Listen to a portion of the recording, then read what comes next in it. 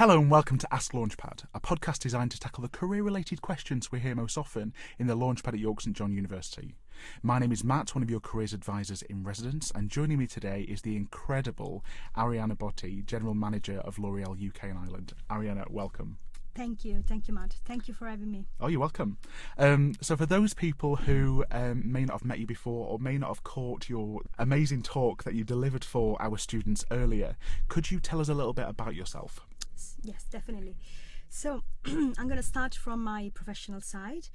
I work at L'Oreal. I've been with the company for nearly 15 years. My current role is General Manager for Business Transformation, and I specifically work for the professional division.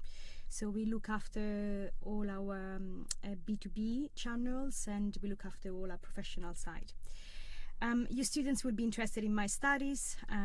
So, going back into my memory, I studied economics and business administration in Rome, and I have a master's degree in international marketing. From my personal side, so that you get to know a little bit of me, I'm a mother of a 4-year-old, and we are truly an international family. I am Italian. My partner is from South America, from Peru, and my daughter was born in London. Wow, it really is a global melting family. pot. Absolutely. And you mentioned about studying in Rome there. Are you from Rome originally? I am from Rome, yes. I am from Rome. I studied high school and university in Rome, and then I started traveling just straight after university, whilst I was actually doing my master's degree. I had the opportunity to do a Erasmus project in Holland. Yes. I then extended my staying in Holland to do a master's degree over there. Wow. And then I got back to Rome, and then I started traveling for work. Yes. Yeah. Wow. Oh my gosh. There are so many students now are thinking, wow, what an amazing opportunity. And actually one of the reasons we are recording the podcast today is because some of our students couldn't make the talk this morning and are on study abroad. So I'm sure they'll be thrilled to hear about your opportunities that you've done, and it fits in with their plans as well. Excellent. Happy to share. So you mentioned that you are a general manager for UK and Ireland. Could you tell us a little bit about what it means to be a general manager within L'Oreal? Yes. So the role name says it all. So after a career in marketing, in commercial, and I dipped my toes into finance and supply chain, then I had the opportunity to become a generalist.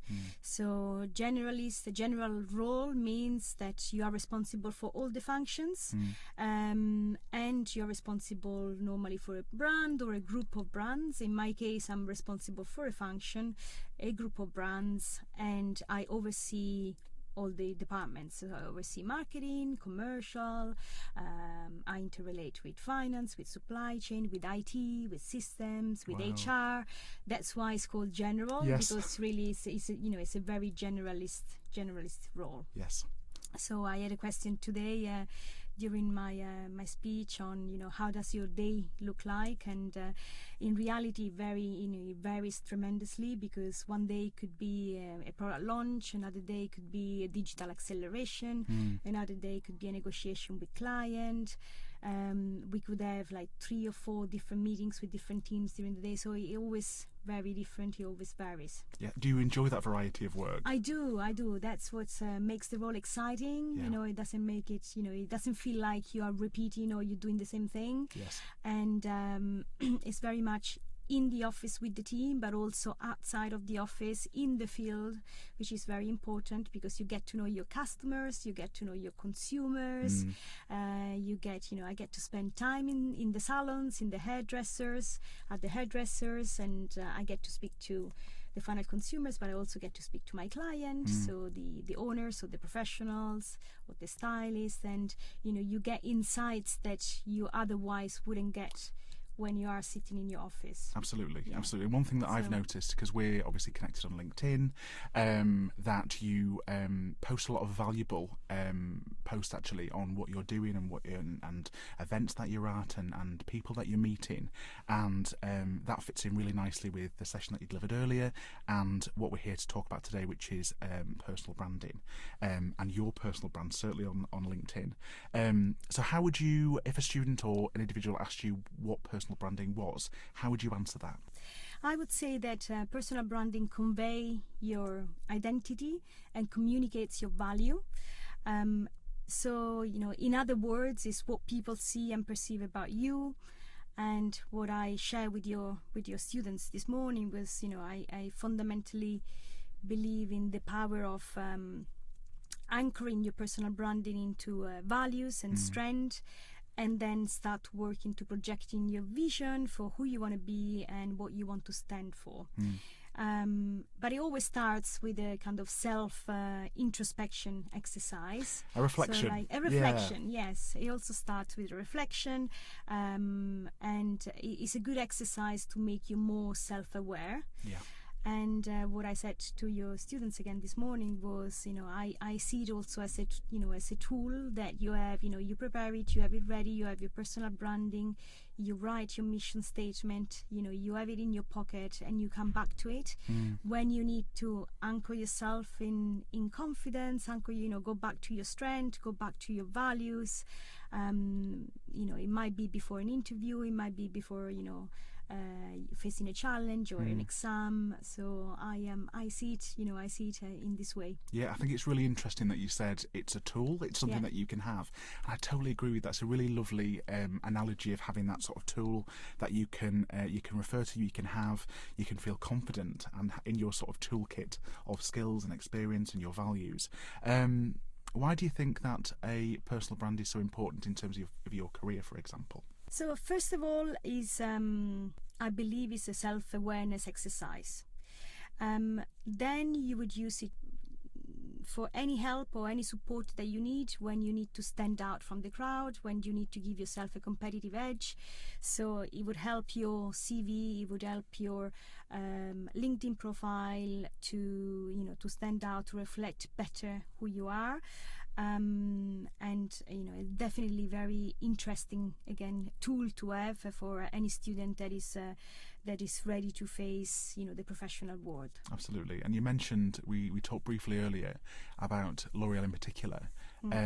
Just remind us how many, when you spoke to the HR director, how many applications that L'Oreal receive a year? Thousands and thousands. Thousands. So thousands and thousands Absolutely. of applications, yes. So I suppose there's never been a more important time. So even for L'Oreal and for organisations more widely, there's never been such an importance as knowing your personal brand, like you say, knowing what you stand for, knowing your values, knowing your skill set, and being able to articulate that to an employer, like you say, to help you stand out amongst those thousands of applications. But of course, if you are a student of York St John University and you are submitting applications, don't forget that we, of course, can review your applications and support you with that process to try and help you to be as successful as you can be.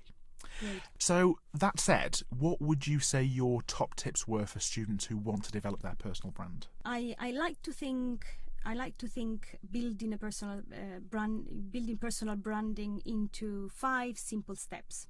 So the first step is really getting in tune with your strengths, your qualities, your attributes, and define your values. The second step is to understand where you currently are. So what do you stand for at the moment? And I encourage everyone to have maybe a quick one-to-one with a family member or with a friend or with a sibling and say, okay, what do you see in me? What do I stand for? How would you describe me? The third step is really to project your vision. So what do I want to be known for in the future? What is my vision? Then the fourth step is the most practical. So it's about writing down 1 or 2 lines, 3 lines, 5 lines, and then make it like a compelling sentence that really describe you. And then the final step is the one that I call make it real or live it, be consistent. So make it real, go back to it, live by it. And also, test it. Test with your friends, test with a mentor.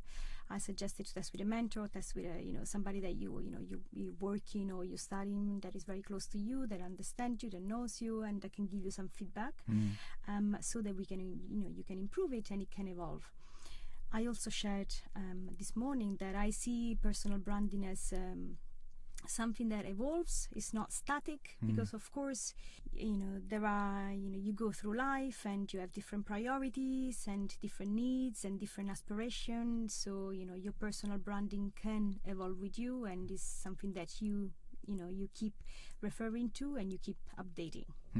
Absolutely. You mentioned earlier about, so of course this is helpful in applications, this is helpful in interviews, but also on social media presence as well. So LinkedIn, Instagram, Facebook, it's throughout your life. It's not just one particular area, it's your brand, it's you. Yeah. And that'd be, I recently read a quote from Jeff Bezos, who's the founder of Amazon.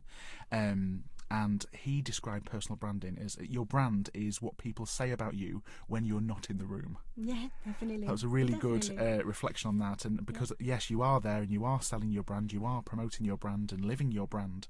But for example, your CV, you might send your CV ahead of time. So how are you articulating your brand within your CV? And actually a survey from read.co.uk found that 43% of recruiters check digital profiles often. So not just the once, just under half of recruiters do check digital profiles often. And other surveys show that more than 80% of recruiters look at least once at candidates' online presence. There's never been more importance of having your brand, living your brand, and having your brand throughout, be consistent throughout your social media platform and your applications. One question I would love you to answer, and I'm sure the students will as well. What is the best piece of advice that you've ever been given? Thank you. Very good question. The best piece of advice I have been given is that with effort and practice, anything can be achieved. I am a strong believer of the growth mindset. I believe that challenges and learning are opportunities, and that failures and setbacks are also opportunities for growth. When you have a growth mindset, you focus on the process and you focus on the progress, and you see opportunities as a way of stretching your abilities. This piece of advice was given by my parents, and I grew up with it, and it feels part of my values. Would you? One thing that you mentioned this morning is that a strength of yours is positivity. Do you think that has helped in life as well? Massively. I often, I'm often described as, the positive energy, the positive mindset in the room, the bubbly person that makes, every task or challenge seem possible. And I think, you need a good dose of positivity to instill in your team, and to give that energy to your team, to make sure that they see work and challenges and tasks as possible. Interesting question. Another interesting question. What would you say to an 18-year-old Arianna starting out today?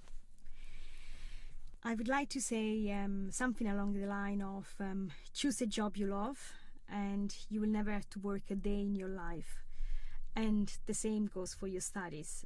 Choose topics and subjects that you're passionate, because studying, reading, going to lectures would feel like a very easy exercise. So finally, tell us something that we don't know about you already. Something that you don't know about me, probably a very humbling fact. I still get terribly nervous at giving interviews. Wow. Here we go. But I truly enjoyed today, and I'm grateful to have had the exposure to this curious bunch of students. And if I manage to do something positive to boost their self-confidence, I will feel very rewarded. That is fantastic. Thank you so much. Well, that's it. Thank you so much to Arianna Botti for joining me for today's podcast. Remember, if you've got any questions about anything that we've discussed today, you can find the careers team in the LaunchPad space in Holgate, or by emailing careers@yorksj.ac.uk.